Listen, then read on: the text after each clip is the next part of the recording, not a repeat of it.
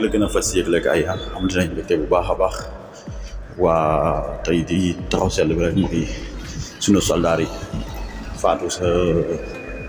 Mali waaw di leen ñaanal bu baax a baax di ñaan yàlla na yàlla yërëm waaw ñoom li leen yóbbu leen la rek muy sàmm bakkanu doomu aadama ba seen bakkan jóge loolu nag mission la quoi te loolu buñ demee ba nekk si jàmm suñu soldat yi taxaw pour kaaraange yokk suñu kaaraange mais li may ñaan rek muy état bi fi nekk ak beneen état bu mënti ñëw ñi nga xam ne ñooy nekk ci mission yi nekk ci armée bi nekk ci kii bi di am ay blessure wala dara dañ leen di dimbali ngir yàlla bu ñu faatoo rek ñu taxaw seen i njaboot taxaw seen i famille des fois da nga si gis am blessure ay at ñëw daal ni armée la demoon dem mission am blessure booba léegi nguur gi taxawu te loolu rafetul. waaw beneen bi si topp muy comme ni ko xalifa bi waxee rek Serigne Laayeen da ko sàkku ci mbooloo yëpp muy dañuy jox kilifa diine yi seen i cër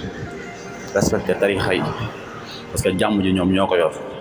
kon nag dañuy respecté suñu sëriñ yi jox leen seen cër bu baax a baax ñu bañ di saaga kilifa bañ di ko seen kuy saaga kilifa tamit nag dañuy gis ñoo xam ne tamit dañuy gëm seen sëriñ ci internet dañu nekk di saaga sëriñ yu jàmboor ñooñu ñooy saaga maanaam ku bañ ko saaga sa waajur bu saaga waajuru jàmboor beneen bi si topp mooy da ngay dégg waa nguur gi ku ci saaga rek buñ génnee lépp lañ koy jox Ousmane Sonko te Ousmane Sonko déggoo leen ko fu mu mës a xasee kilifa diine wala fu mu mës a saaga kilifa si diine Macky Sall moo fi waxoon kilifa diine yi ay citoyen simple la bi ñu waxee loolu ba léegi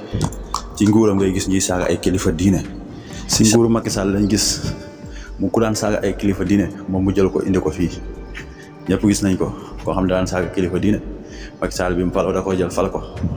kon nag moom mooy encouragé ñu doon saaga kilifa diine dañ si ko doon saaga ay affaire xeet ak affaire waasu dañ ko jël protéger ko génnee ko réew mi kon nag njiit ji moo tëddeewul njaaxaanaay looloo waral lii yëpp Macky Sall moo gëmul kilifa diine yi parce que bu fekkoon ni moom gëm na kilifa diine koo daan saaga kilifa diine yi bi mu faloo da ko waroon teg ci yoon xam nu muy doxaleeg moom waaw di ñaanaat appel bi rek def lu fa ay ñaan yàlla na ko yàlla nangu waaw di ñaanal encore une fois sunu soldat yooyu génn àdduna leen jaajëfal di am mbégte bu baax jërë ngeen jëf nekkoon seen taxaw seetlu